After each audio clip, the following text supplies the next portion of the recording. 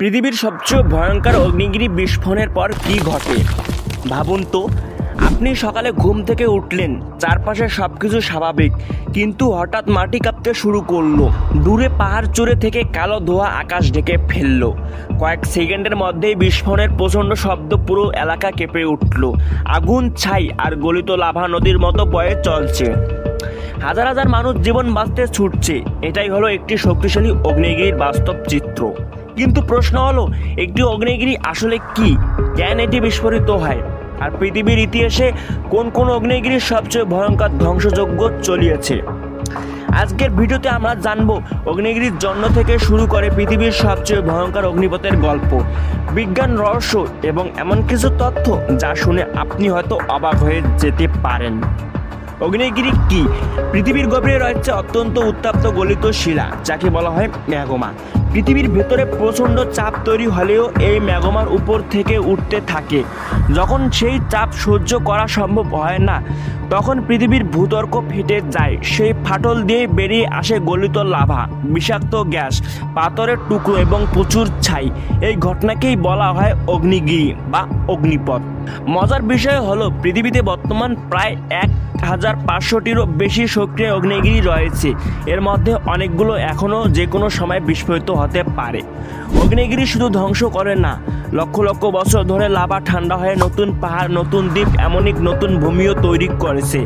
অর্থাৎ একই শক্তি একদিকে ধ্বংস ডেকে আনে, অপরদিকে অন্যকে নতুন পৃথিবীতে জন্ম দিয়ে থাকে।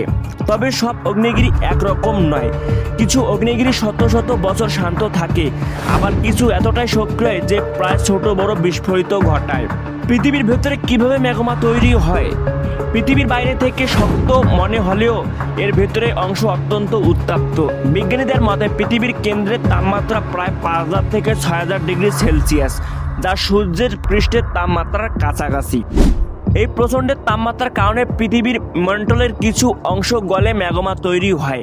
এরপর পৃথিবীতে টেকনিক প্লেটগুলো একে অপরের সঙ্গে ধাক্কা খায়, দূরে সরে যায় কিংবা একটির নিচে আরেকটি ডুবে যায়। তখন প্রচণ্ড চাপ সৃষ্টি হয়। এই চাপের কারণে ম্যাগমা ধীরে ধীরে উপরের দিকে উঠতে শুরু করে।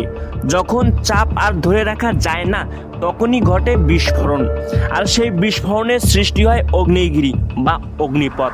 কিন্তু সব অগ্নিপথ একরকম নয়। কোনোটি ধীরে ধীরে লাভা বের করে, আবার কোনোটি এতটাই বিস্ফোরণ হয় যে কয়েক মিনিটের মধ্যেই পুরো শহর ধ্বংস করে দিতে পারে। বিজ্ঞানীরা সাধারণত অগ্নিগিরিকে 3 ভাগে ভাগ করেন। প্রথমটি সক্রিয় অগ্নিগিরি, এগুলো বর্তমানে অগ্নিপথ করেছে অথবা ভবিষ্যৎ আবারও অগ্নিপথের সম্ভাবনা রয়েছে, যেমন হাওয়ারে। দ্বিতীয়টি সুপ্ত অগ্নিগিরি, এগুলো বহু বছর ধরে শান্ত থাকলেও ভবিষ্যতে আবার জেগে উঠতে পারে, তাই এগুলোকে এখনই পুরোপুরি নিরাপদ বলা যায় না। তৃতীয়টি নিষ্ক্রিয় অগ্নিগিরি, বিজ্ঞানীদের ধারণা এগুলো আরও কখনো অগ্নিপথ করবে না, তবে প্রকৃতির আচরণ সবসময় কিছুটা অনিশ্চিত। আপনি জানেন কি, পৃথিবীতে সবচেয়ে বেশি অগ্নিগিরি রয়েছে প্রশান্ত মহাসাগর ঘিরে থাকা একটি অঞ্চলে, যার নাম প্যাসিফিক রিং অফ ফায়ার। পৃথিবীর প্রায় 75% সক্রিয় অগ্নিগিরির এই অঞ্চলেই অবস্থিত, তাই এটিকে বলা হয় পৃথিবীতে সবচেয়ে বিপজ্জনক ভূ অঞ্চল। কল্পনা করুন, একটি বিস্ফোরণের শব্দ এতটাই শক্তিশালী যে তা হাজার হাজার কিলোমিটার দূর থেকেও শোনা যায়। আকাশে কয়েক দিনের জন্য অন্ধকার হয়ে যায়, আর সূর্যের আলো পৃথিবীতে ঠিকমতো পৌঁছতে পারে না। এটি হলো কোনো সিনেমার গল্প নয়, এটি বাস্তব ইতিহাস। 1883 সালে অগ্নিগিরির অগ্নিপথকে ইতিহাসের অন্যতম ভয়ঙ্কর বিস্ফোরণ হিসেবে ধরা হয়। বিস্ফোরণের শক্তি এতটাই বেশি ছিল যে এর শব্দ প্রায় 4800 কিলোমিটার দূর পর্যন্ত শোনা গিয়েছিল। বিস্ফোরণের পর বিশাল সুনামির সৃষ্টি হয়, যার ঢেউ অনেক উপকূলীয় শহরকে ধ্বংস করে দেয়। হাজার হাজার মানুষ প্রাণ হারায়।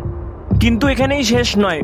অগ্নিগিরি থেকে বেরিয়ে হওয়া ছাই এত উঁচুতে উঠে গিয়েছিল যে কয়েক মাস ধরে পৃথিবীর বিভিন্ন অঞ্চলে সূর্য অস্ত্রের রং অস্বাভাবিক লাল ও কমলা হয়ে দেখা গিয়েছিল। বিজ্ঞানীরা বলেন এই অগ্নিপথে সাময়িকভাবে পৃথিবীর গড় তাপমাত্রাও কমিয়ে দিয়েছে। যে অগ্নিগিরি পুরো একটা শহর চাপ দিয়েছিল। খ্রিস্টাব্দ 69 সালে ইতালির মাউন্ট ভেসুভিয়াস হঠাৎ বিস্ফোরিত হয়। মাত্র কয়েক ঘন্টার মাধ্যমেই অগ্নিগিরি থেকে বের হওয়া গরম ছাই, বিষাক্ত গ্যাস এবং পাথরের স্রোত শহরটিকে সম্পূর্ণভাবে ঢেকে ফেলে। অনেক মানুষ পালানোর সুযোগ পায়নি। শতাব্দীর পর শতাব্দী শহরটি ছাইয়ের নিচে চাপা পড়েছিল। পরে প্রত্নতান্ত্রিকরা যখন শহরটি খনন করেন তখন মানুষের ঘরবাড়ি, রাস্তা এমনই দৈনন্দিন জীবনের অনেক নির্দিষ্ট প্রায় আগের অবস্থাতেই খুঁজে পান।